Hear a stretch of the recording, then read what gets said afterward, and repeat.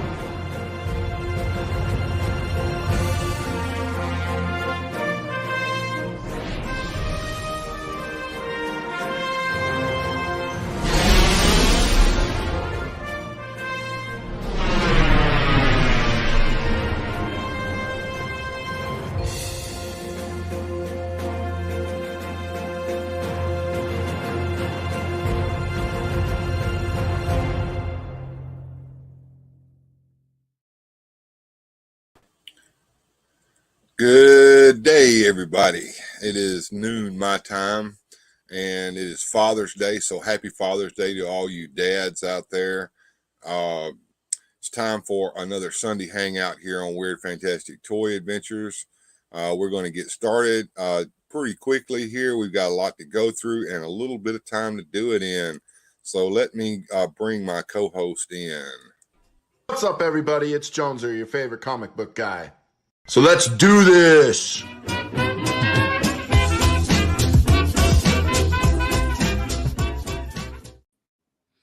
What's up, Bill? What's up? Hey, man, good to see you. How's your day going, sir? Pretty good. I already got visited from my oldest daughter, and so happy Father's Day to you, Bill, and any other dads out there. And yes, Boba Hicks, I do think cat dads talk or count. They do. As a matter of fact, let's look through the comments here and see who all is here. Shaitan's Hammer showed up very early this morning. Good to see you, Shaitan's Hammer. And Johnny Sorensen, who is with us and may be on the show today, but he had to take a quick break. He's down there in the green room, and he'll come in shortly. We got Cobweb Collector. Hello there, Bill, he says. Well, hello back to you, Cobweb. And if I've got anybody with some powers of the wrench, please do put Cobweb Collector's link to his YouTube channel here in the chat so everyone can go over there and subscribe to him. He has a new channel over there, and he is getting started. And I can tell you right now, from what I've seen, he's doing a grand job over there. And Boba Hicks came in and said hello to everyone. And Gojitron is here saying happy Father's Day to any dads that are watching. And that's where Boba Hicks came in and said, do cat dads count? Cat dads do count. As a matter of fact, you've seen the meme with the guy driving the car with his girl next to him. And he's driving the car and he goes, oh, look, a cat. And she goes, no, you're not getting that cat. And then the next scene, you see him and the cat in the car, and she's outside and they're driving away. I've seen a similar one where it was, no, you can't buy any more comic books. And the guy's got the stack of comic books and the girl out there. Same idea. Absolutely. Cat dads, cat men, and women, they count, says Johnny. So he's here. And Susudio is with us. Happy Father's Day to all of you dads. Thank you, Susudio. And speaking of dads, I hope your dad is doing well. I know he has his problems and you're taking care of him. Cobweb is wishing everybody happy Father's Day. Johnny says, in the green with Moss Man and Swamp Thing, it's quite sticky here. Yeah, and I've got a Man Thing. I need a Swamp Thing figure to go with my Man Thing figure. And yes, absolutely. We're going to try to get a link to your channel up here shortly. Let me see if I can work on that. Thank you. I appreciate that, Jones. Man. That in there. Boba Hicks says the green scene. Manic Plastic is here. Hey, Mike, what's going on, man? Oh, that Gojitron took care of it, man. Gojitron took care of it. Thank you, Gojitron. Gojitron has got the power of the wrench, and he knows how to wield that thing. Oh, there we go. All right, and Susudio is going to go out for dinner with Dad for Father's Day. That is a wonderful thing, and I implore all of you guys who still have fathers walking this earth with you, please go and see your father and hang out with him today. I don't have my dad with me. I lost him when I was only 10 years old, and I lost my mom about 5, 6. No, it's been longer than that. 10 years ago. So if you've got parents, please love them and cherish them while you can, because there will come a day when they won't be with you anymore. Wow, Susudio's dad, 90. Yeah, I saw that. Yeah, wow. Yeah, absolutely. And that's a pretty good long life. I can only hope to live that long. Right. Yeah, Uh, goals. I feel like I'll be lucky to break 60 the way I go. I when me and my brother were growing up, we didn't think we would live to be past 50 years old. Well, look at here. Right. So and Susudio turned 69 on May the 30th. I'm surprised you even told us how old you were. Most of the pretty ladies won't tell you how old they are. Right. Yeah, that's a secret. Hmm. Well, while we're just doing the chit chat portion of the show, I wanted to thank you from the bottom of my heart, Joneser, for all of the hard work that you did last weekend. Oh, that was a pleasure, Bill. It was a pleasure. It was good practice for me. Adam got a free plug for his art and his channel, and so everybody benefited. We kept your show rolling in your absence, and I hope we did well. I mean, I think you did an excellent job, personally. As a matter of fact, I think you probably did a lot more than I do. I think I told you. I said I don't plan anything. I just do shit around here. Well, that was it helped me for confidence because I wasn't sure what to do. So I segmented the show into fourths and I worked it that way, and that helped me kind of to know what to do, when to do, and why. I also got a little taste for what it's like to be the producer, because that's not an easy role, and to be the star of the show and the producer at the same time, like you do, Bill. That's not an easy hat to wear. So a lot of buttons to push. It's a lot of buttons to push, and it's a lot of things to keep up with. And so when you see the show go to shit, man, it's all on me, and it's usually because it's something that I either forgot to do or I'm getting distracted by something. And I know you guys have seen me do this. Somebody's over here talking, and I'm trying to listen to them. And you see me looking over here at my second screen, and you see me doing something or furiously doing something over here. I'm producing the show and trying to listen to them at the same time. And sometimes I don't catch everything they're saying. And a lot of times I have to rewatch the show, and it's just weird. No, and I got a little taste there, and yeah, that is quite a juggling act that you do, Bill, and I got a new appreciation for it, being in the hot seat. Yeah, well, there's probably easier ways to do things that I do, but I'm one of those hard-headed idiots that does everything the hard way, even cut videos. Quite honestly, I think with the way you've got things set up in there, you actually got it for what you do. You've made it kind of easy if you just use the tools available and the tricks and bells and whistles. That's kind of been the goal all along as I've started, and I had to do all of this from scratch. So Right. it's been a process. Yes, Bobby Hicks, I saw that. You haven't seen that, have you, Joneser? I don't think so. I don't even know what we're talking about here. Oh my God, this is probably something that should have been.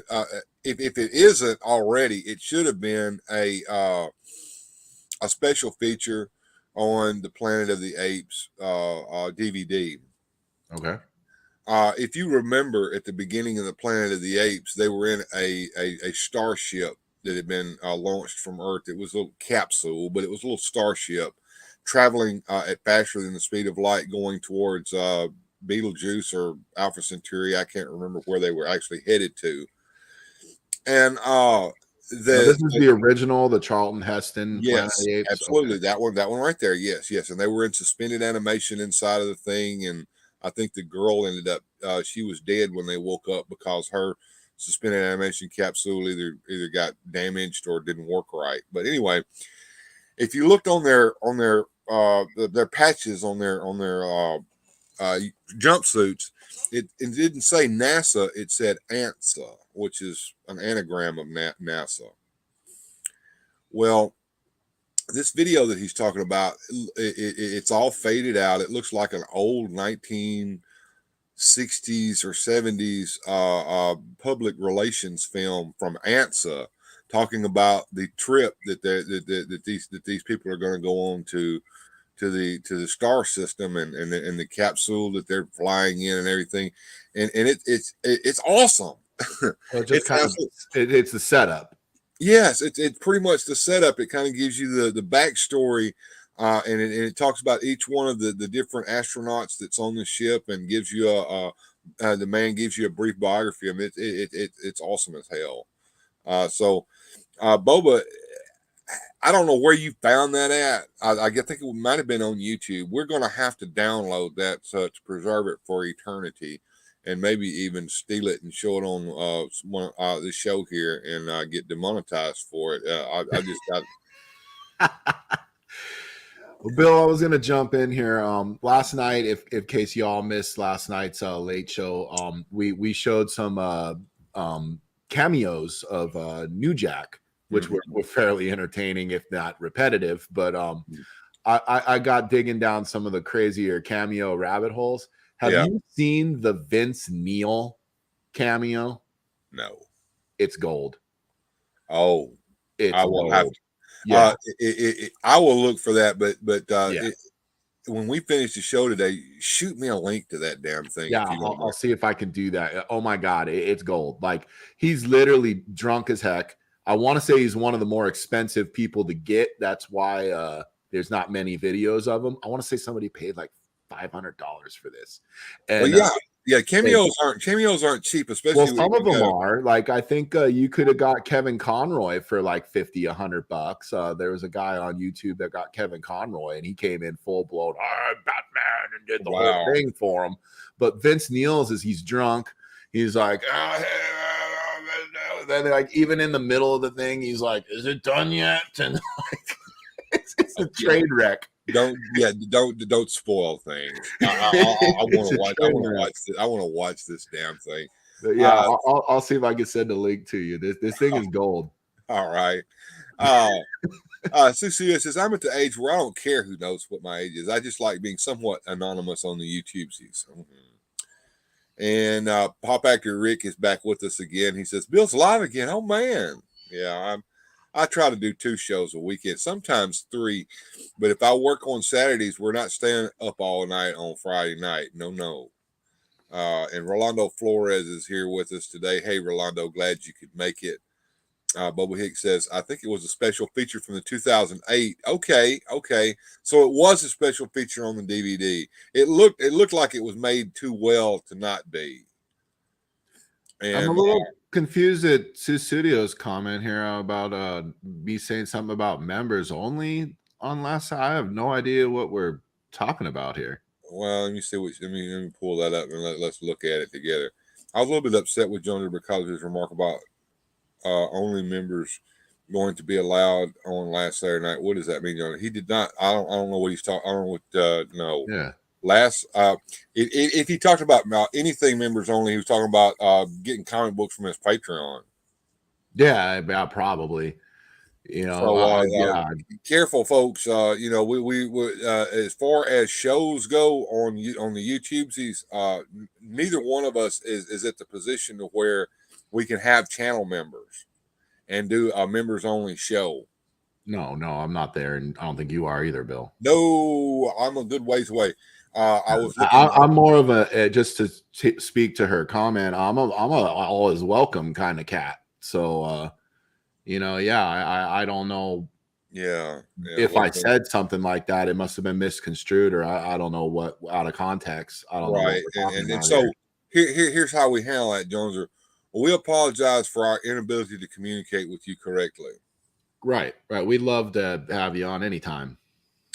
And back to trying to catch up the chat here. I think it was a special feature. Yeah, we talked about that. Pop Actor Rick says he only likes the original ones. Same here, brother. The original Planet of the Apes you can't beat. Now, speaking of Planet of the Apes, have you ever read Pierre Boulez's Monkey Planet? I have not. All right, now that is a must get. The paperback is cheap as hell, I think, on eBay.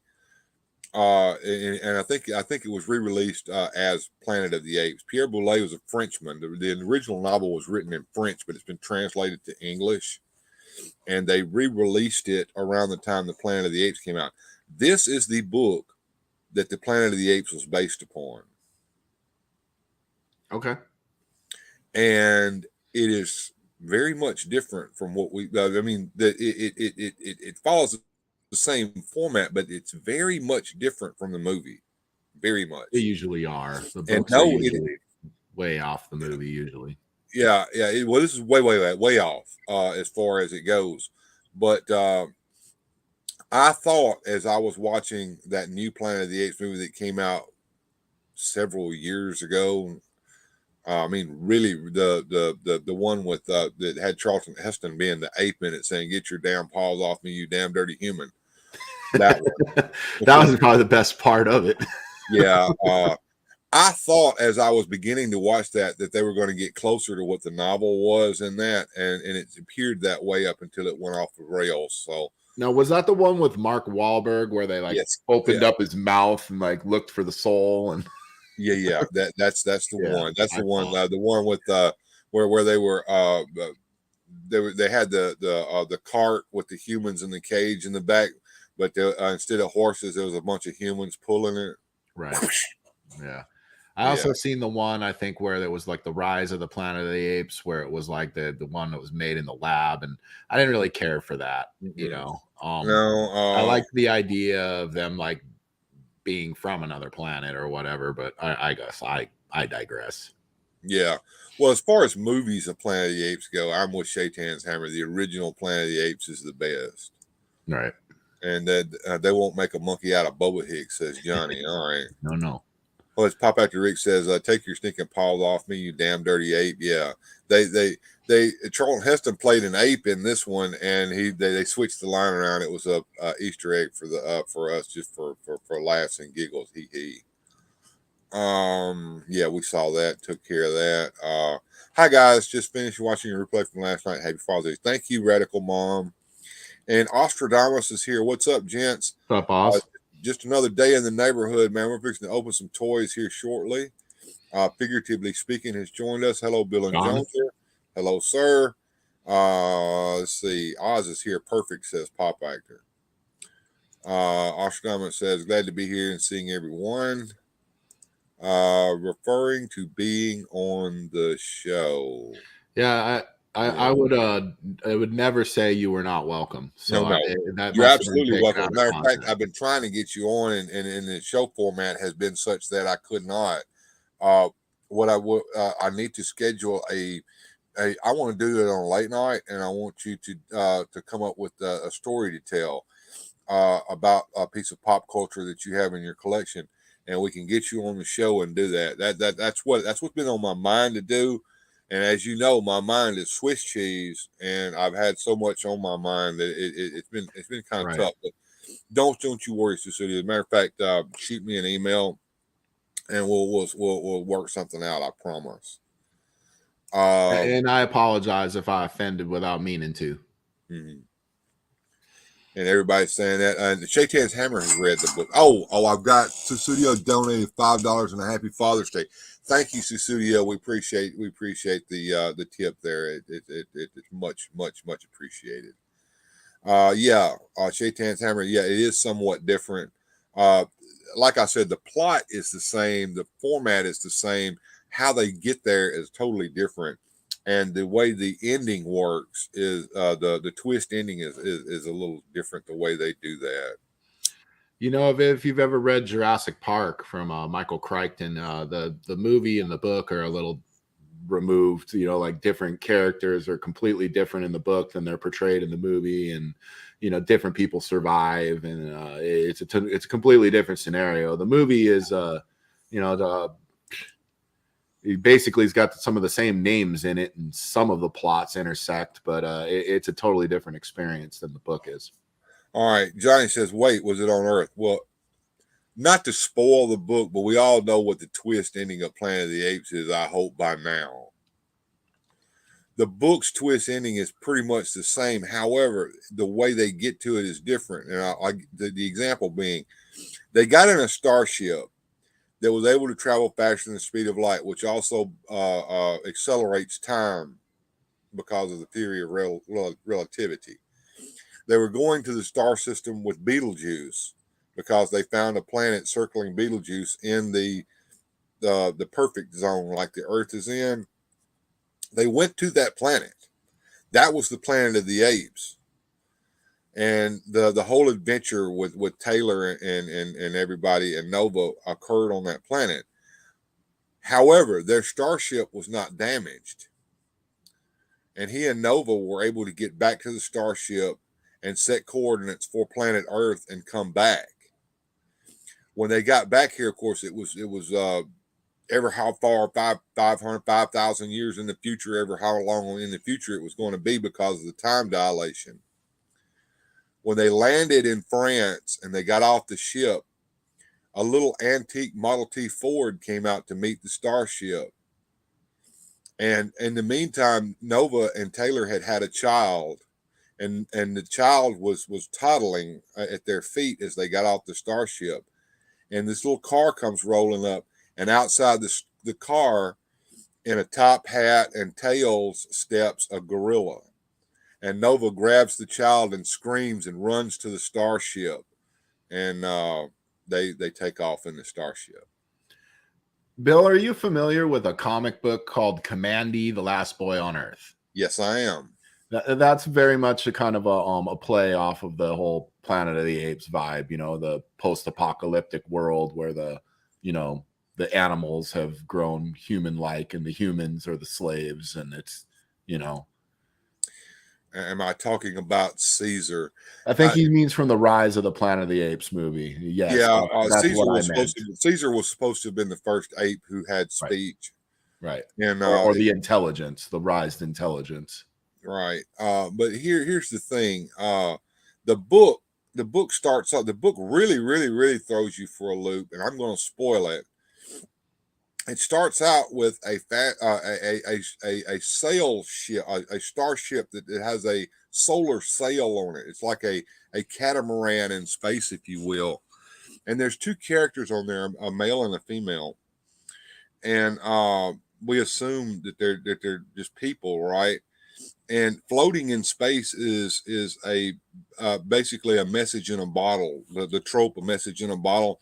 There's something out there floating in space, and they get it and they bring it on board, and they pull the message out, and it's a diary, and it's been written by Taylor, and the story of the Planet of the Apes unfolds in this diary.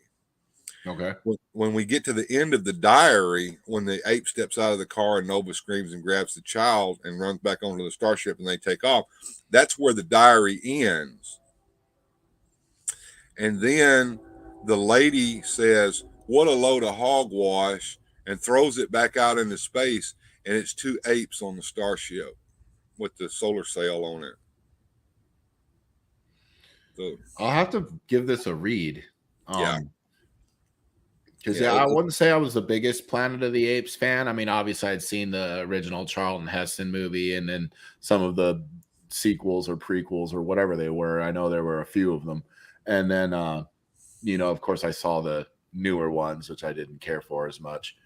And like I said, it wasn't one of those big things I went back to 100 times, but it was something I seen and I enjoyed. How neat, but there were other intellectual properties I was a bigger fan of. I love Rick's humor. I really do. And he probably is eating a banana right now. That's hilarious. I would have done more, but property taxes, maybe I missed something on that one. Property tax is a killer. Oh, she's talking about the tip. Hey, all tips are worthwhile. If it's just $1, I appreciate it. My relatives just make time go slower. Damn relativity. All right. And just so you guys know, it is like 12 hours ahead of us over there in Perth. So It's midnight for him over there. Johnny is a time traveler. Tomorrow, it's midnight tomorrow. He Yeah, is in the future. Today is tomorrow, yesterday. So that's Yeah. what's happening there. The original movies are routine rentals for me.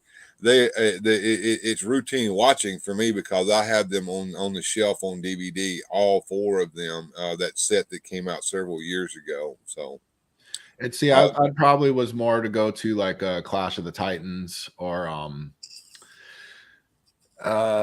Star Trek movies or Star Wars movies or speaking of Flash Gordon was another one that I went to. The Dino De Laurentiis Flash Gordon, the original, yeah, campy.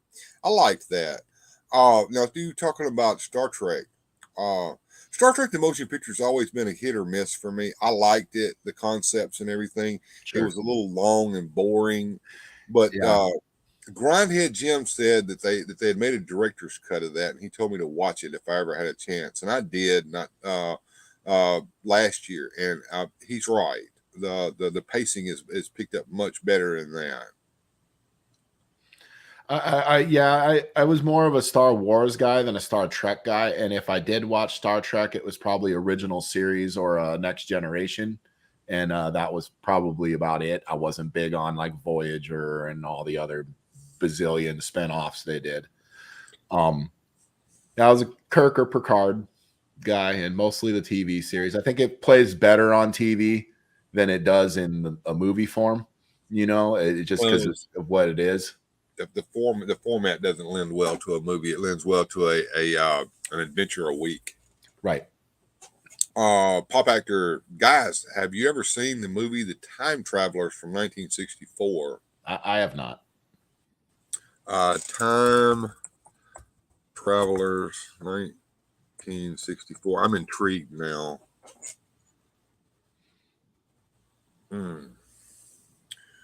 Okay, here we go. 1964 film Time Travelers. Directed by Ib Melchior, starring Preston Foster, Philip Carey, Mary Anders, Steve Franken, and John Holt. Dolores Wells, Playboy's June 1960, has a bit part, as does superfan Forrest J. Ackerman. Imagine Forrest J. Ackerman having a bit part in a sci-fi movie. You know who Forrest J. Ackerman is, don't you? Sounds familiar, but I'm not putting my. Oh yeah, he's he at the time he was like a big horror sci-fi fan. He was like the original super fan. He was like rich as hell and knew everybody that did the movies and stuff like that. Okay. Magazines and stuff. I think he published magazines and shit like that. Okay. The film was inspired by the Time Tunnel, as well as the remake of Journey to the Center of Time.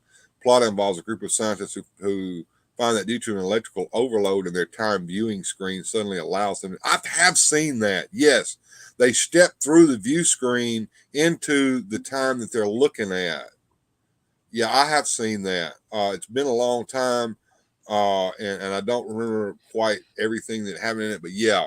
So they had created like a huge big screen television that you could view time in, but something happened that turned it into actually a portal, so you could step through it into whatever time that you were viewing. Wow, kind of neat. I mean, I like any of these kind of weird movies or sci-fi, horror, comic, whatever you want to call them. Yeah, it's a pretty deep movie. Like I said, I would have to rewatch it again. But it's pretty cool. See if you're picking it. I have seen that a few years ago. I got tons of 50s sci-fi on DVD. Matter of fact, yeah. If you go to Walmart, sometimes they'll have like a little box like this right here, and it's got like 5 DVDs in it. It's got 50 freaking movies from the 1950s on it. Oh yeah, then those are usually very worth your time. They are.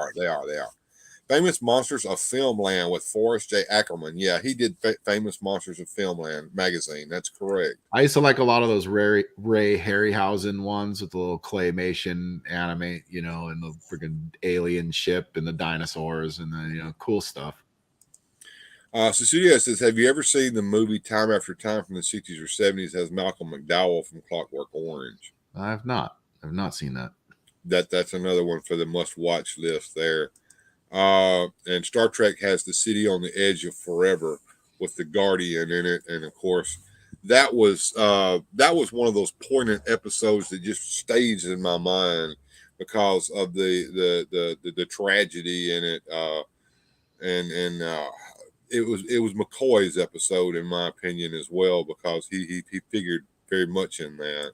Right. One of my favorites, Time Bandits. Yeah, and hey, it's Sir. I like Salt. Hey, man. He says, I loved all the older sci-fi movies that they did back in the day. And figuratively speaking, I said he thinks that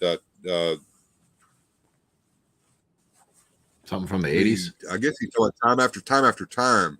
He may be talking about what Cecilia's talking about. She said, I think that was from the 80s. Maybe he's talking about Time After Time. But I think he's saying it's the Time Bandits. That's his comment above. Okay, Favorite well, Time Bandits. He thinks it's from the 80s. Time Bandits. I think Time Bandits was from the 80s, if I'm not mistaken. Yeah, that and that was a bit of a comedy, was it not? I couldn't tell you. Yeah, I think it was. I think I've seen Time Bandits, but it's been a long time ago. You're almost as old as I am. I've gotten to the point where I can remember watching something, but I can't remember the freaking plot of it anymore. Yeah. And see, I've watched so much stuff, read so much stuff, seen so much stuff. If it wasn't like super memorable or one of my favorites, it might fall through the memory hole. But I do have a pretty large storage capacity in my domed Uncle Fester looking head, and I do remember a lot of what I consume. But usually my favorites I get the big details on, and the stuff that I saw in passing, it kind of gets defragged. I got you. Well, your Uncle Fester like head is not really Uncle Fester like until you get that razor to it and get all the rest of those little. Yeah, I like to live the little bit of hair I can still keep, so I try to keep as much of it as I can. But I do see that recently you scraped all the shit off your face, and then I cleaned up for Father's Day. We got some guests coming, and I got you. We had a little fresh haircut there and got it off your ears. Plus, then I don't have to wear the beard net at work Monday morning. I hate wearing that damn thing. Yes, I do remember Voyagers. That was a cool show, in my opinion, and it didn't last long enough. It kind of got canned there a little too soon. But yeah, I enjoyed Voyagers. The Creation of the Humanoids is a good movie about robots replacing humans, predating Blade Runner by some decades.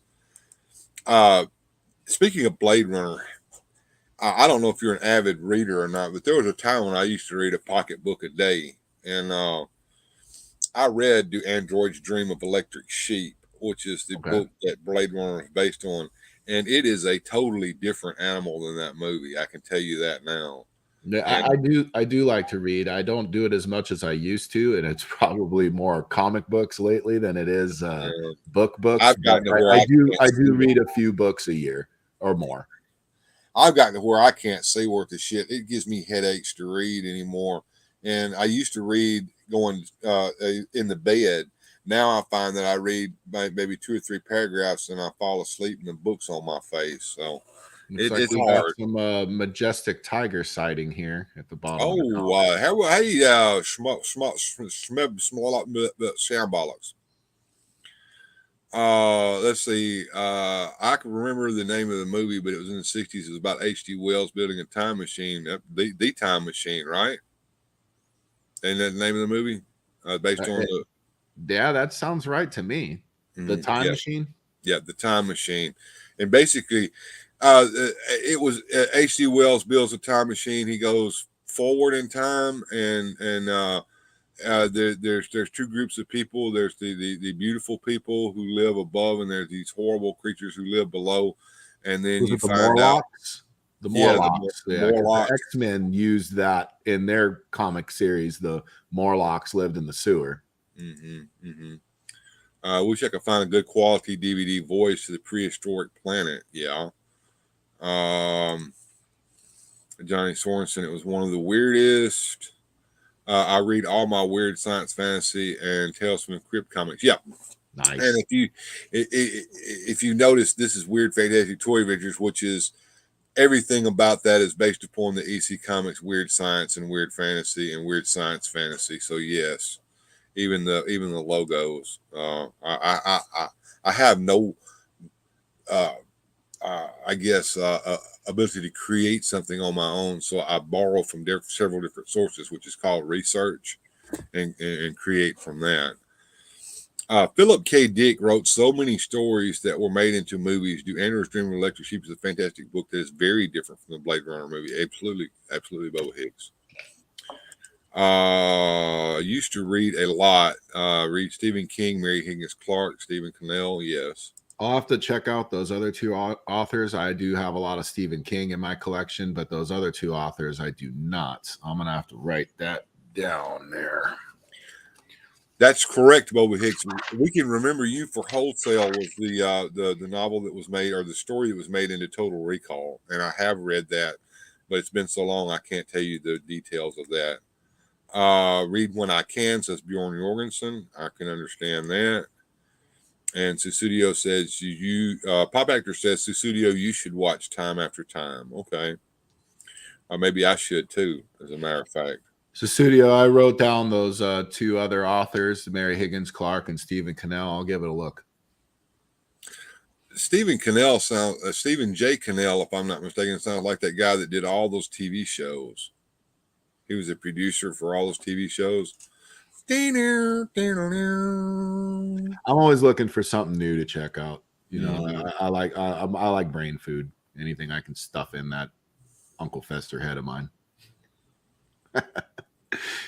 I've seen Time After Time, says the studio. Did Stephen King and George Romero ever make Creepshow into comics? I think there were some Creepshow comics, if I'm not mistaken. I am not 100% certain on that, but that sounds right to me. Well, I would believe anything that you said because you're my number one comics guy. Yeah, I am not 100% sure. I'm sure if a quick check in our Google machine could probably confirm or disprove that, but yeah, that sounds right. I feel like there has been Creepshow comics. I don't know if by Stephen King and George Romero they probably pieced it out, or what would you call that? Commissioned it. Someone in the industry probably did it. Yeah, more than likely. All right, I promised some unboxings of toys, so I've got. Yeah, I'm excited for that. Let's get into some toys. Yeah, I've got to get a toy cam fired up here. I've got to hide my breakfast plate. Well, one of these toys Bill's about to show off here is actually my favorite Masterverse toy. You know, yes, so I'm very excited to see what Bill's reaction to that is. Well, when I get it out of the package, first of all, I'm going to get my cam going here if it will start up. It's being a butt right now. Sure. Why it's searching for cam. Apparently, my computer rebooted itself last night. So, attempt to connect to host timed out. Oh boy, here we go. All right, so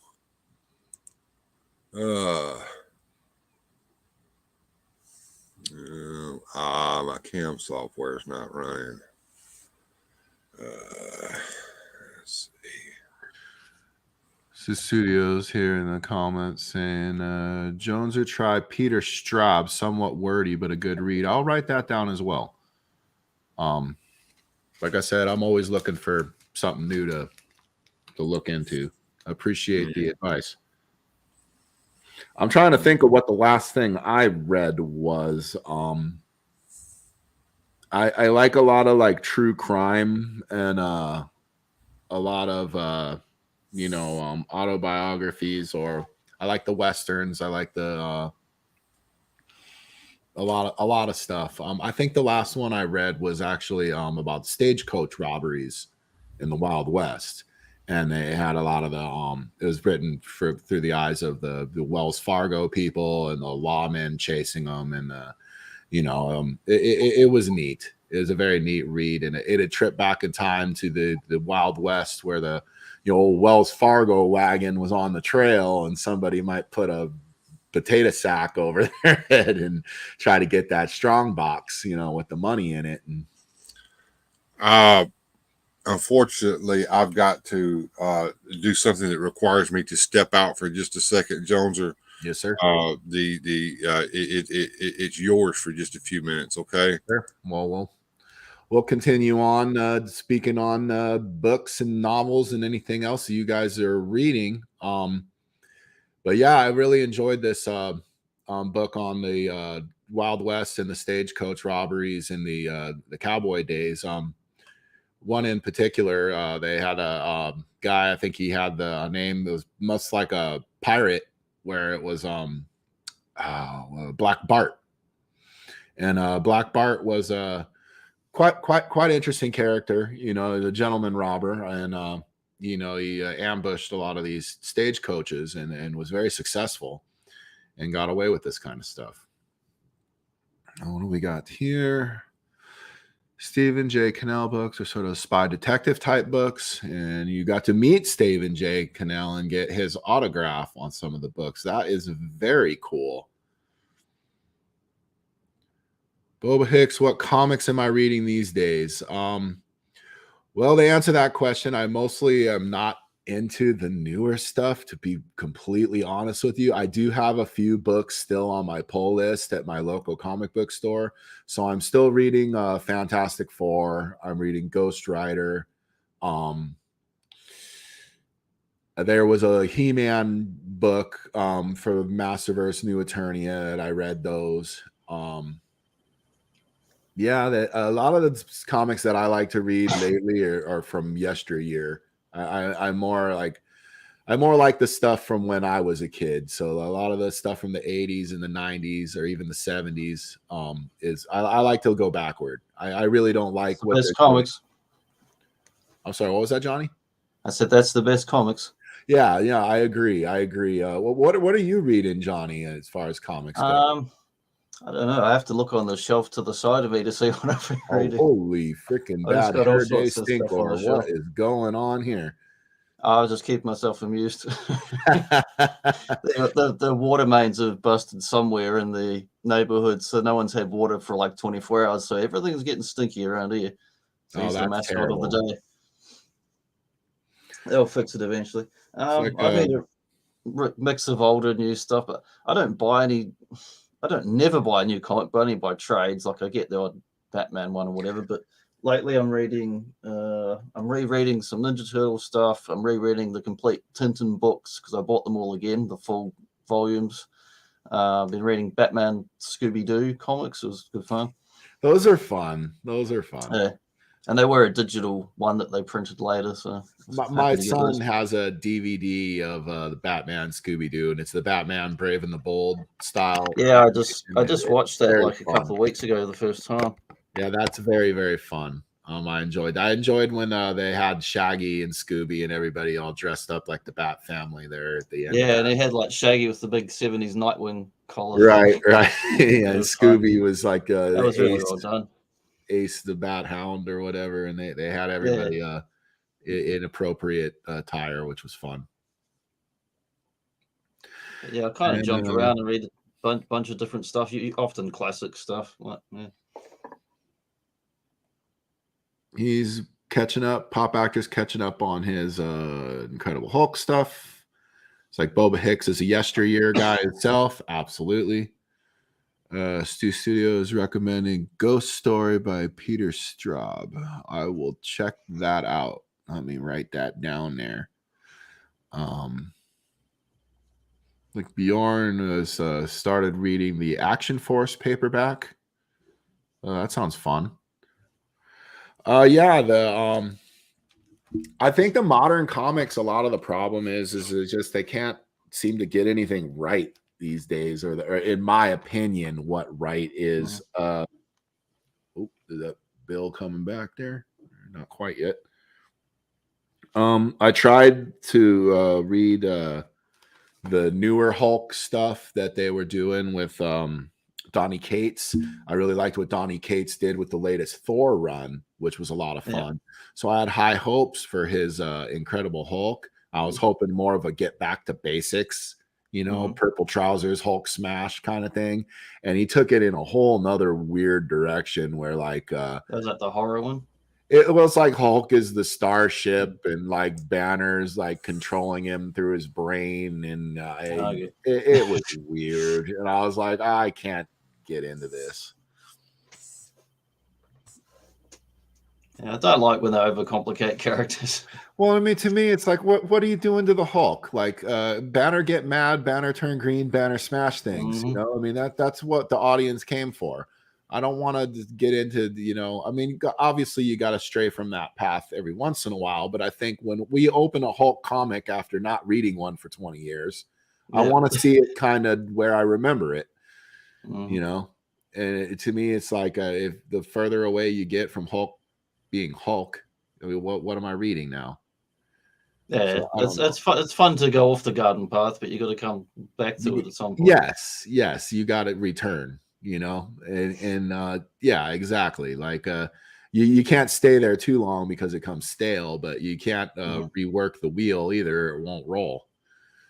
I did enjoy the Planet Hulk thing where it was just fun to get him on an alien planet and not just on Earth where he got to do different stuff, which they used to do in the old comics, the like Planet Hulk and all that. Planet Hulk was a great read. That was a lot of fun. That's an example of changing the rules in a way that's fun and it still feels right, and that still felt like Hulk to me. And I like when he came back to Earth, he was just fought like the whole Marvel universe. No one was happy to see him again. Well, no. they blasted him off and hoped they were rid of him. Had a brief fight with Ghost Rider where like a big portion of the city just like explodes. Yeah. I will say the recent Ghost Rider comics are fun. I have been reading a lot of that. I'm enjoying that. I'm enjoying Moon Knight. I'm reading a lot of Moon Knight. Yeah. I've read most of the Moon Knight over the years.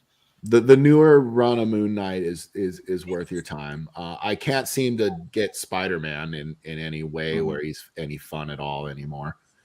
I don't even know how to begin to fix it. Spider-Man. I can't say I'm a fan of the weird bringing Ben Reilly back for the millionth time, and then he's a Jackal and other garbage. I'm like, what? Spider-Man's a mess. The X-Men are a mess, and I don't even know how to begin to fix it, except for just read the 90s stuff and forget. Bill, we get everything sorted out there? Yeah, I might have popped in for a second and popped back out, and then we saw that. Yeah, you did. The computer was still loading crap up, and it made the page spin out on me, so I had to close it. It was spinning record. Yeah, spin-a-rooney. Just started reading. I have to acknowledge this comment here, though. That absolutely right, Boba Hicks. I thought Gotham High was trash. I could not. I didn't even know it existed, and I don't care. Don't bother. That's the modern day take where we have to take all of our superheroes and put them in high school together. Yeah, it's like I go with Batman, Archie, or whatever they were going for there. Like, forget it. It's dumbassery, in my opinion. Or the X-Men, everybody goes to prom. I don't know.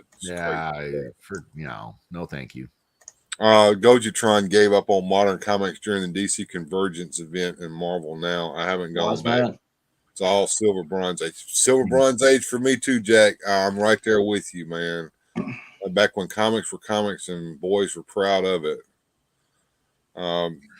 Although campy, I enjoyed that show too. I remember watching it when I was a kid, and of course, the memory cheats. It was so much better when I was a kid than when I rewatched it recently. I love that the Japanese Spider-Man 70s live action show. That one's great. Yeah. Well, actually, a little wild. Actual TV series for the Spider-Man, and you're right. Japanese Spider-Man is the bomb. I mean, giant robots, race cars, and Spider-Man all together in one show. Really good action and stunts in it too. Yeah, that one. Unfortunately, instead of fighting any real criminals, he fights the Iron Cross gang, which are nothing but a bunch. Yeah, it's just a typical Sentai style show. Yeah. But talking about '70s Spider-Man TV show, the actual TV series itself, which didn't last very long, is much better than the pilot for it. The pilot for it is stupid as crap. It was a kind of a weak pilot, and then they ended up changing some actors when they got to the the first episode of the television show, but I do think that the lead character that played Peter Parker did a good job. There were some well-written episodes of the show, and but yeah, it was campy and it was limited to the special effects of the time.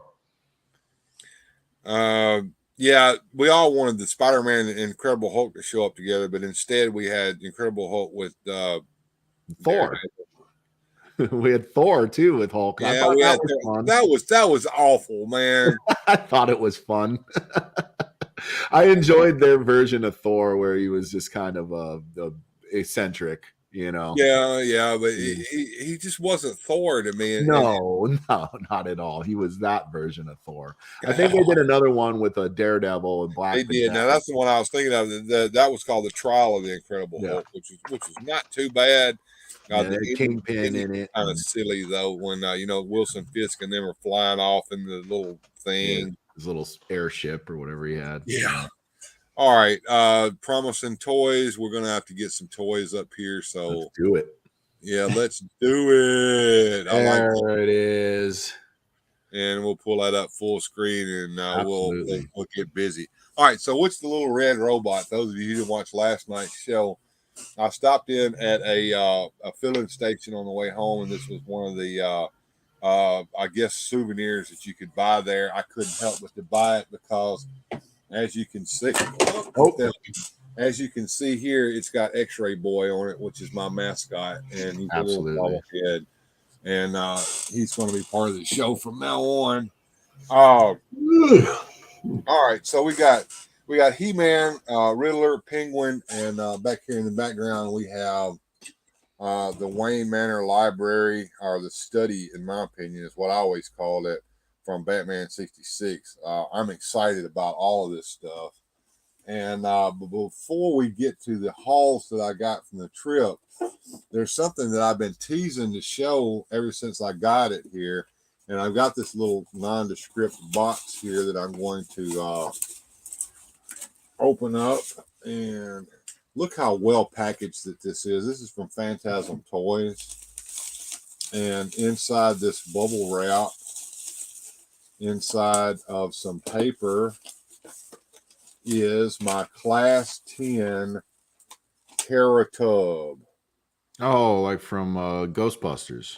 Yes, and it is perfectly sized for the re-release figures from Real Ghostbusters. Yeah, who are you going to call the real ghost makers? Yes, there we go. Yeah, nobody wants to get sued. No, who you going to call? Real Ghost Makers Class 10 Terra Tub. This is the artwork. This is the actual toy here on this side. And that's the box. This is how it comes. Here's the top of the box, and we'll just open it up and get right down to business here. First, you've got this little sheet here. Tells you what's in there, and inside they've packaged it well on the inside as well. We're going to open this up and check it out. This is some pink slime inside of this Ziploc bag, which I'm not going to remove. And next we have inside this bubble wrap, we have the slime monster. And getting on down into here, here's the tub itself. It's a little bathtub with claw feet on it. Ooh, looks like we're getting some thunder and lightning my way. We had that here last night, or early this morning, rather. It was a pretty tough storm that came through here. Okay, and I will put this off to the side.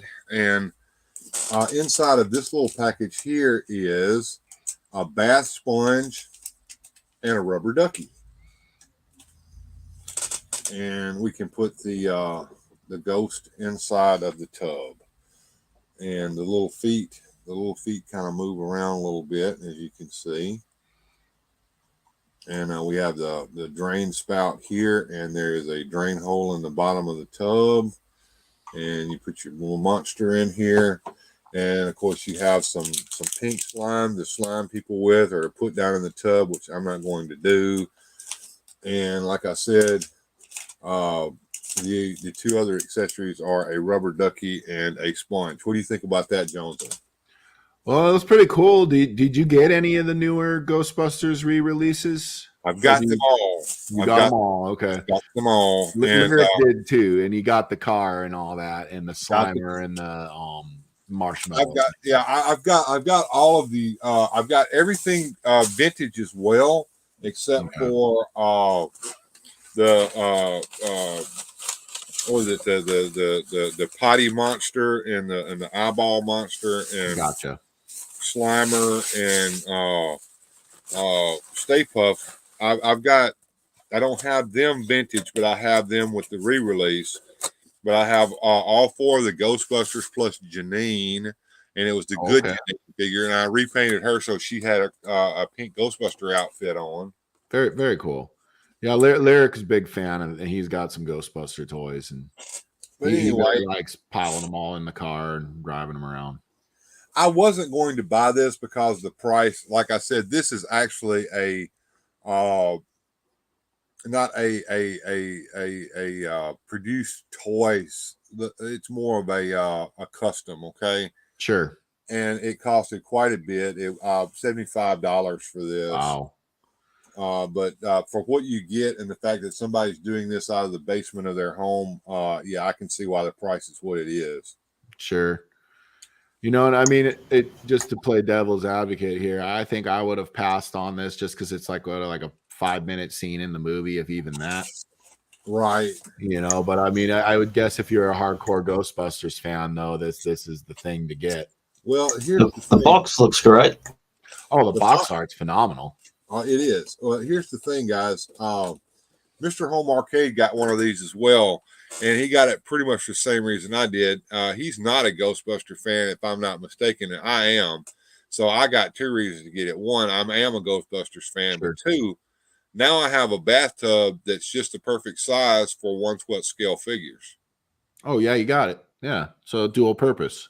Sure, absolutely. Oh, I forgot to put the little instructional sheet in there and the little paper that goes up here on top to kind of hold everything in place. I took all the bubble wraps out of it. My wife repurposes bubble wrap for sending items to people to put them in the box. I'll save the bubble wrap and put everything back in the box like it was. And we'll put this off to the side over here with the Ecto-1 and get to the next item of business. So, what are you guys ready to see me open next?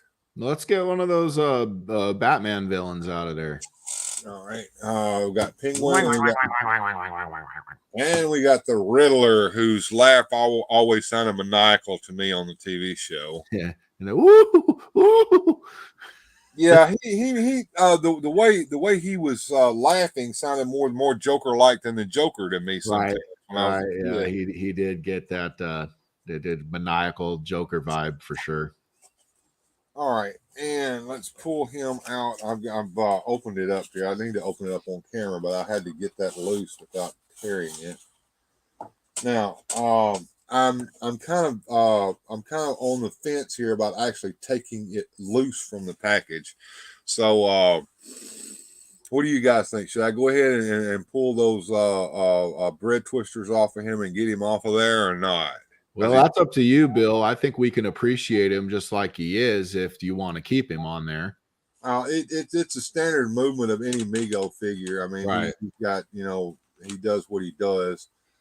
He's got purple hands, so he's got purple gloves, quote unquote, on. And he's got his little jumpsuit on. And just like the old Mego figure, he's got a purple Batman belt on. He's got his little domino mask on here that's molded onto his face. It's actually molded. I can feel the corner of the mask with my finger. It's not just painted like Robin's mask was back in the day. He's got his little feet, little sock feet here going, and question marks all over his jumpsuit. Pretty neat figure. So what year is this from, Bill? this year. Right, and they've brought out those retro boxes again rather than being on the blister card. Right, that's exactly right. 50th anniversary Mego. I don't know if you can see that in the light or not. Yeah, can see it. There we go. And this box is very much like the original box that these came in back in the day. And this figure, according to Gojitron, is also going to be available in this set. Reverse Flash. I don't remember Mego actually doing that figure back in the day. I don't either. Correct me if I'm wrong there, Gojitron. I see you shouting out Mego there. So this set would have the Joker, the Penguin, Riddler, and Reverse Flash. I have not seen Reverse Flash on the shelf. I think I saw a Joker a while back at a Walmart that I went to, but I didn't pick it up at the time, which now I had. Because I can't find him anywhere now. Yeah, I imagine he's going to be the harder one to get. I wish McFarlane Superpowers would learn a little from the presentation and the correct art on those boxes there. Well, here's the thing. These box figures are costing like $20, which I think is the right price for this. It's not too much, it's not too little, but I mean, for $20, yes, Reverse Flash is in the line. Thank you, Gojitron. But yeah, the thing is, why are they making figures at a decent price when other companies are charging outrageous prices for much less? Yeah, your guess is as good as mine on that one. Agreed. My reason. Now, there's also a Batman and Robin that's available as well. But what I don't like about those figures are they're the ones with the removable masks. And I'm not a big fan of the Mego removable masks. I've seen the Robin, the Batman, and the Superman at my Walmart. I've got the Superman. I need the Batman and the Robin. But I've seen them there, but I think they've been scooped up since. Sure, I'm sure they have. I saw the Robin and probably would have got him at the time I got Superman, but the problem was I wasn't very happy with the mask. And the one that I saw on the shelf, the mask was around his neck instead of up there around his eyes. And the eye holes looked too small, so you couldn't see his eyes anyway. If you put it up there, it looked like he was wearing a sleep mask. And here's the Penguin, and he's got actual shoes on his feet, the removable shoes. And yeah, that's part of his little jumpsuit here, and he's got his little coat, and he's got his tie and everything. He's got a little pot belly on him here. He's got his monocle on his eye, and his top hat, all that molded into the head. Standard Mego stuff going on here. I'm feeling of his hand here. I remember my old Penguin figure that the hands didn't feel quite as. This feels like I can feel the paint on this, and I remember back in the day it was a little smoother than that. So, the paint looks a little gloppy, but otherwise, an excellent figure. Yeah, he's definitely got that Penguin look about him. I think the Riddler one did too, where he had that Riddler look about him. Like they look as you expect them to look. Yeah, the Riddler's got kind of a smirk on his face. Yeah, I'm smarter than you, and I know it. And the Penguin's got that kind of, narcissistic. I'm better than you, and I know it. Yeah. Only thing he didn't have was a cigarette or an umbrella. He didn't need one, I don't guess, for kids to back in those days. But and that's these guys, and these guys are probably going to stay in package, just like my Superman. Sure. I'm not going to play with these guys, but I do like them. I had them when I was a kid. Sure. No, it's got that nostalgia feel. And you're saying Green Arrow is out as well? I have yet to see that. I've yet to see Green Arrow or Aquaman or anyone. The Mego did make a Green Arrow back in the day, and I did not know that they were going to redo this in this line, but it makes sense that they would. Hey, Badger, what's going on? Happy Father's Day to you, too. Thank you. Nice set of figures, he says. So we're going to put Oh, hold on. I'll be right back, guys. All right, there. Well, while Bill's answering his phone call, Johnny, we were talking some comics earlier here. Oh yeah, what do we got? I looked at my pile by the door, so I got. Let's see it. I'll move closer. Yep. Some ugly mug. Got another volume of this one. Oh, there we go. Two or three of these now. Oh, that is cool. Very good read. I'm reading Destination Moon. Like I said, I'm going through the whole complete set of Tintin books because I had most of them, but I rebought a box set that had like all of them except for one and sold my old ones because it was cheaper to get them that way. I'm reading this again. Oh yeah, death metal. Yeah, it's like the main core. It's like the second series or whatever.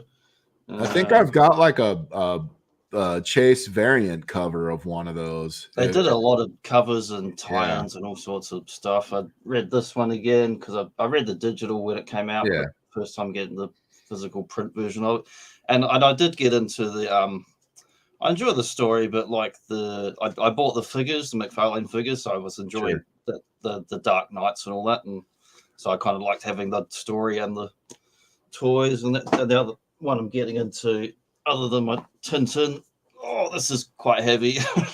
Oh, it looks like it. Holy. Oh, is that Hellboy? There you go. Thank you. And it's not the nice ones I wanted. They're just very bog standard trades. Like if I pull one out, they're only like soft cover, and they're very average. They're glossy print, but they did much nicer bookshelf format ones many years, like 10, 15 years ago, that are big hard covers that open nice and flat. I really wanted to get those, but from the time they came out till now, the inflation and prices, they just cost crazy amounts. Whereas this, I got all four of those for like $100 on Amazon sale. That's what I've been reading lately. Well, that's cool. That's cool. It looks like Bill's daughter is on her way over. Yeah. So I don't know. Are you back, Bill? I am. Do you want to button this up here, or what's the plan? Well, she's going to stop by Sonic and get me some lunch, and she is probably about 30 to 45 minutes away. That gives us time to touch on the last two toys and then maybe wrap up the show. So that's what I'm kind of hoping to do. So go ahead and begin me, if you would, there, Jones. Yes, sir. I will put you back on full. All right. Let's check out He-Man. Absolutely. And now you've already got this, correct, Jones? Or? Yes, I do. All right. What's the best way to remove it, from the top or the bottom? I would say from the top, because you can slide him right back into that package. If you remove him from it, you can just put him right back in the bubble. All right, so slide that bubble right back in there if you want to keep them on card. Yeah, there's a piece of tape up there at the top. Got it done. Yep. And then there'll be a couple little stringy dingies to get the pieces out. And then, like I said, they can all pop right back into that, and you could slide it all right back in the box if you so choose to do so. That's probably the best feature. I kind of do so choose with this particular figure. Yeah, I see the stringy dingies. Yep. These are the little plastic stringy dingies too. The ones a little pair of scissors or a good knife. You should be able to get him out of there in no time. Yeah, that's kind of what I'm doing here. Is a hobby knife. I'm hobby knifing it, folks. So I might slice myself open. I hope not. Well, and I think that's the best feature of these Masterverse toys is just how easy they slide in and out of box. Yes, I agree. I love the box on that anniversary one. I want to get a second one just because it looks so nice. Yeah, no, it's got that vintage vibe with the exploding rocks and the that explosion makes me want to explode it onto the walls for another one. I think that the Masterverse figures would have sold much better initially had they used that box art. You're probably right. You're probably right. See, I think they corrected course because they started out more of a Kevin Smith thing. And then when that disappointed and didn't do as good as everybody hoped, they kind of reversed. Well, they smell weird. they kind of reversed course and they started like making it more of an all-encompassing He-Man brand where we got into She-Ra, we get into some new Eternia and concept art vibes, we got into some filmation looks, and they did a little bit of everything instead of just the Kevin Smith bits. I missed a stringy dingy. Yeah, they're pesky. Yeah, for some reason the Kevin Smith Stinkor smells like weed. Snoochie boochies. All right, this stringy dingy is going to be a tough stringy dingy to get to. Yeah, but this is definitely my favorite Masterverse figure. It probably because it hits that vintage feel and the look of them. Yeah. I was annoyed when they released it as an exclusive, but then they brought out that solo one and I was able to get it easily. Yeah, I got that exclusive. I'm hoping they'll put that Skeletor out because that Skeletor in that exclusive is awesome. Yeah. Kind of like this and kind of don't, but it looks like a actual what a shield would look like on the inside here. Sure. And if you remember the old He-Man toys, he had this bracer here on this one arm, and he had a cuff on this arm, and these cuffs look removable. They are. Wow. Okay. So this goes in his hand. Probably the bitch slap hand will work better on that shield than that hand will, to be honest with you. Really? I think so. All right. Yeah. Well, otherwise, you got to like hang it up. We got the said bitch slap hand right here. That's what I call it. That's his bitch slap hand. You got the he slap. We'll take this hand out and slap the taste out of Skeletor's mouth. This is kind of neat. If you remember, he had this. What is this called? This is a bracer, right? And yes, not yes, a bracelet. I would say that's the bracer, and the other one's the cuff. Right. Yeah. And then I think that shield will slide in there much better like that.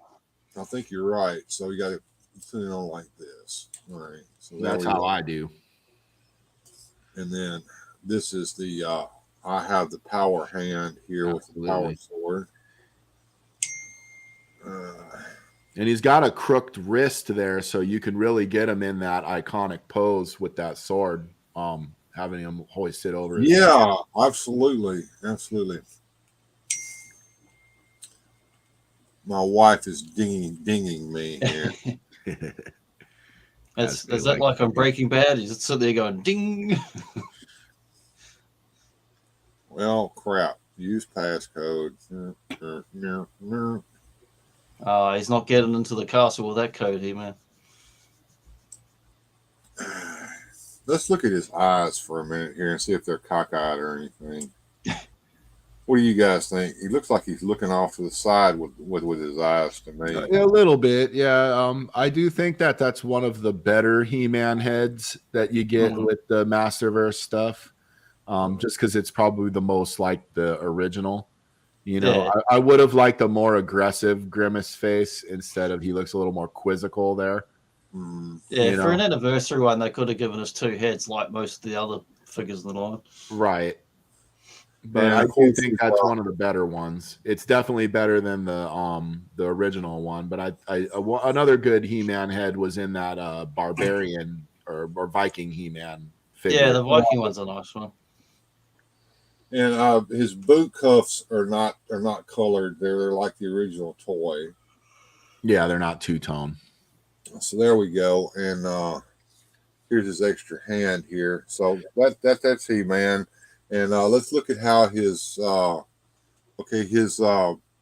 way his harness is set up is different from the vintage. Kind of more like the newer way they do the harness.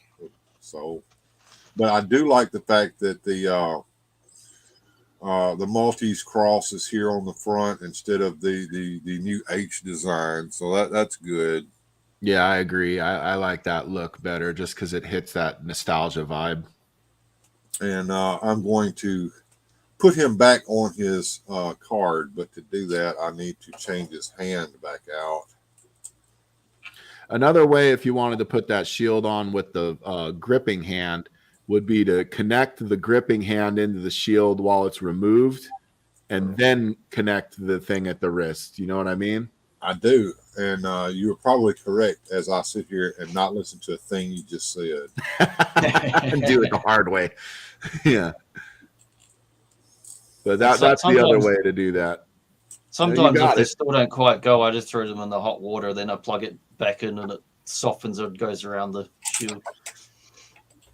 And that's all of what you guys are saying is correct, and I'm just a hard-headed piece of crap, I guess. Hey, no problem, man. It's your toy. You play with it how you want to. Carry him up how you want to. And here's his battle axe, and what I like about that is it's got huge chunks taken out of it, like he's actually been swinging that thing against something metal. And he's been chipping it upside Skeletor's head. Kind of makes me want to paint all this right here, kind of a leather color.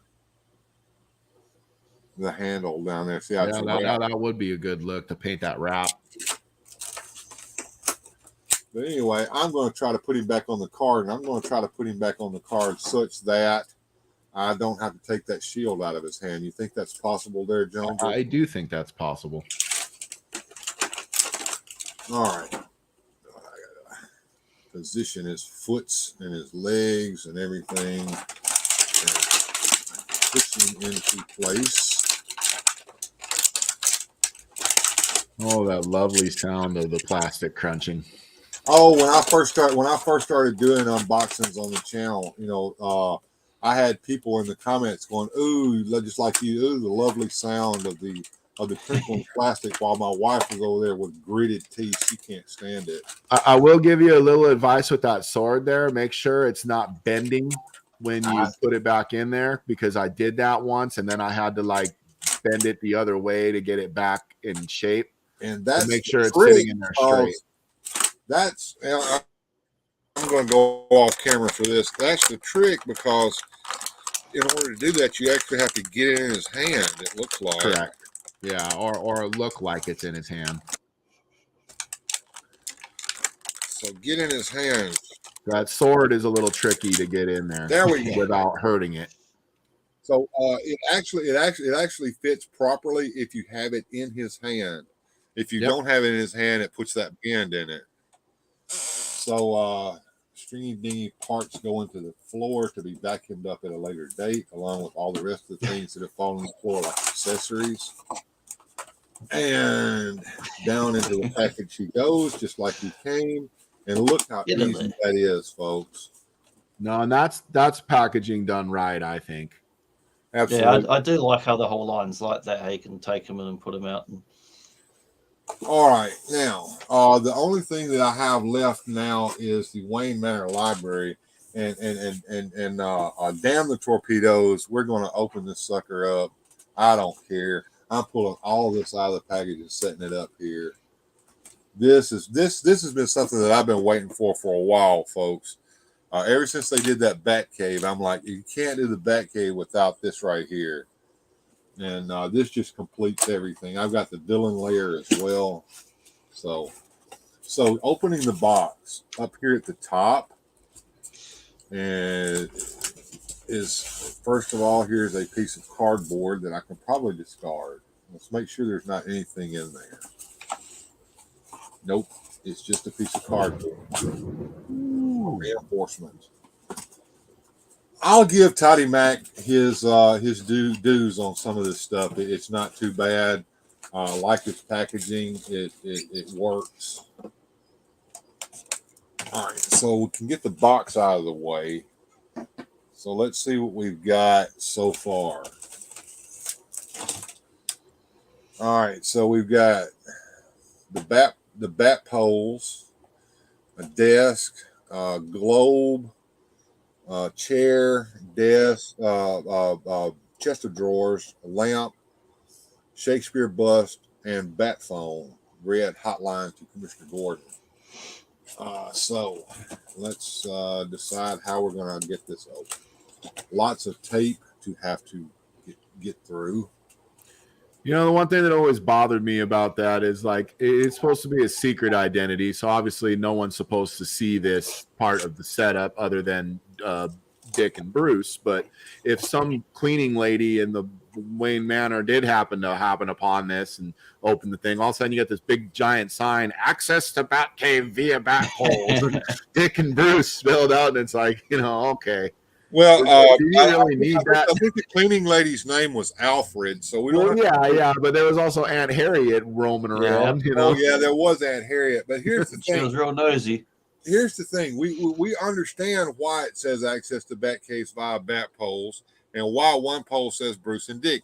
That's so if they forget their names, they'll know if this is the way to the bat cave, and you're going to do it with these poles. You'll have the Robin outfit on, and they'll know which pole to go on, because we would hate for Bruce to get on Dick's pole and get into the Robin costume instead of the Batman costume. So you're going to tell me the world's greatest detective needs a sign because he can't remember if the left pole or the right pole is his? Well, all those years of venom and scarecrow gas take their toll on you. Hang on, John. Hang on, Johnny. Let me get this taken care of here. Joneser. Yes, I am, because if you remember, each and every piece of equipment in the Batcave was labeled so he would know what it was. Yeah, that's right. Even the shark repellent. The shark repellent. Yeah, the shark repellent bat spray. Yeah, shark repellent bat spray. Never leave home without it. Never. Okay, you never know when you're going to have all the sharks in Gotham City. Top package. Everything is separated here. So here is a lamp. Oh, there went the globe. This lamp is in here, and I don't want to tear it up trying to pull it out. There goes Shakespeare. There we go. Lamp out. Phone out. There we go. So we got Shakespeare, lamp, phone, lamp for the wall, and globe. All right, so that takes care of the top layer of plastic. The globe is inside of its own little plastic bag here. And unfortunately, the globe is just man. Oh, I mean, it's not. Couldn't they have at least made it green and blue and kind of painted it up a little bit? Yeah, that seems like a fail to me. Yeah, I agree. That's kind of not good. All right, so Shakespeare, yes, he does. His head does. Oh, yeah, the button. Yeah, the button's not painted, but that's okay. Who cares? That I can forgive that. The lamp is just a decoration. This fixture here actually, I think, fits on the wall somehow. So, and of course, here is the bat phone. And the question we all want to know is the receiver removable? And here, I got it. It's right here. Hang on.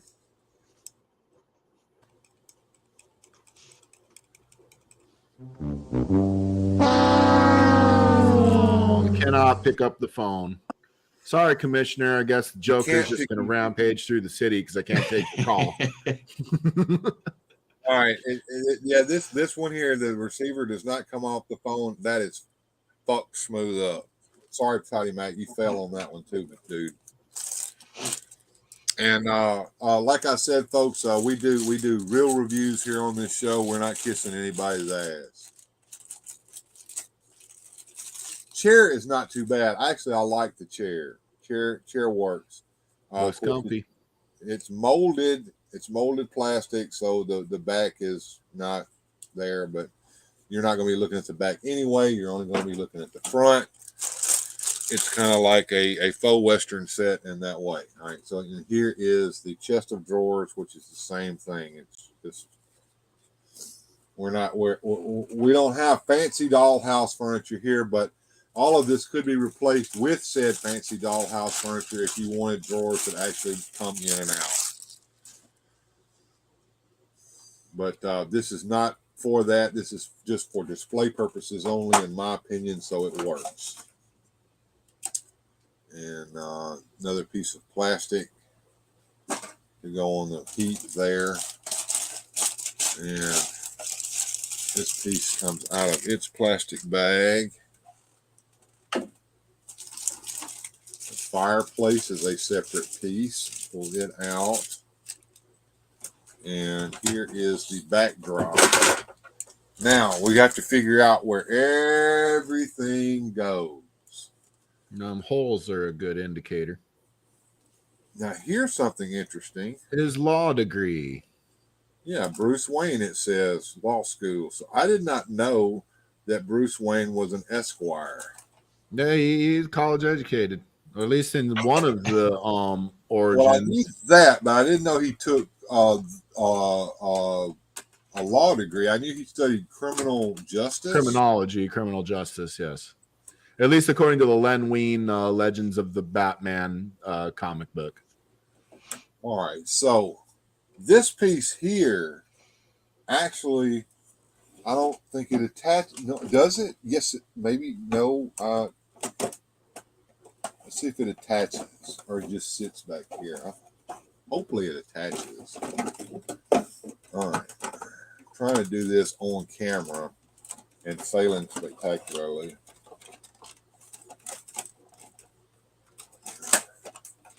Well, will that bookshelf slide in front of it to block the view so Aunt Harriet can't see? Yeah, it does. And here here it is. Is it sliding? Ah! I can't see. I can't see. Oh, no wonder. It's got tape on it. Well, that would help. Yeah. Is it bat tape? It's cello tape. It's a bat tape bookshelf placeholder repellent. Oh, shit. Don't slide it too far. It'll slide out of place. No, we don't want that. No. This is full. I'm fixing to start using dirty words, folks. We apologize for the creative content here in this program. Bill will be back to you as soon as he figures this the fuck out. All right. What I'm going to do is I'm going to do this so you can see me with this. And it is absolutely a freaking nightmare. All right. So, first of all, here is this, okay? And it slides in like this, right? Okay. Gotcha. This is too hard, Cuddy. All right, so when you close it all the way, then I can't see the bat cave. Yeah, but this falls off then when you do that. Yeah, it falls off. Oh, what's going on here? I think it's like a little rail or something at the bottom. This has to clip into here, and I mean clip into here to where I hear a loud snap. There it went. Yeah, now it's going to work properly. Yeah, that's what I'm talking about. Now it's a secret identity. All right. So let's switch back over here to the toy cam. Now it's looking a little bit more like a Bruce Wayne study. Yes. There's a place on the wall here. Probably for that light fixture, right? Yeah, that's where this light fixture goes, and it's supposed to snap right into this hole here. And it do. All right, so there's that. We got this globe. We got a chair. We got the talking Billy Bass up here. Take me to the river. Take me in the water. Put me in the water. All right, desk. And we got all these accessories. And my non-imaginative self has to look at the picture to see where everything goes. And there is an extra bit of wall that I didn't open up. Some more books. Yeah, more books. So the globe goes here. The chest of drawers goes here. The lamp goes on top of the chest of drawers. Like that. The desk is to sit here. And the chair can sit like this. Now, in reality, it would look like this, I suppose, but that doesn't look as good as this on camera, right? Right. And we put Shakespeare here, and we put the phone here. And I could close the back cave and show the bookcases, but I'm not gonna, because I like the access to back cave by bat holes. Now, of course, you have to imagine that it actually goes down to the bat cave here. Well, of course. What I'm thinking of doing is getting a piece of black card and placing it across that, so it's just black down there. Sure. So it's going off into the blackness of the bat cave. So there we go, folks. And I could pull some figures out and put in here, but you get the idea. We do. This is, I actually like this. Once you get it together, it's not so bad. There are a few, you know, like the fireplace here. The wall doesn't extend out past the fireplace. You know, this is a diorama, though. It's not.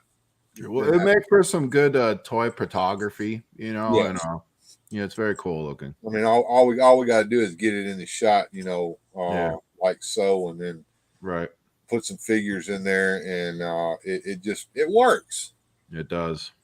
It works. So we'll get back over here to just me and us all on the screen here. I hope Johnny's doing okay. There he is. I'm fine. I was just checking if the water had come back on, but nothing. Oh, your water's out, man. You just having some trouble. For about 24 hours now, since before the other show. Oh, I hear the ducks wanting to be fed there. Thank you there, Joneser. And thank you everyone for joining me today on today's show.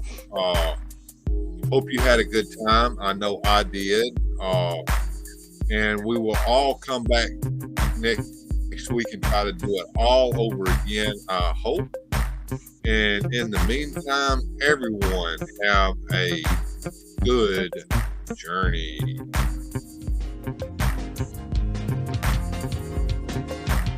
Special thanks to the channel supporters. Without your help, these adventures would not be possible. Thanks for watching. If you enjoyed today's adventure, please hit like, subscribe, and share the video.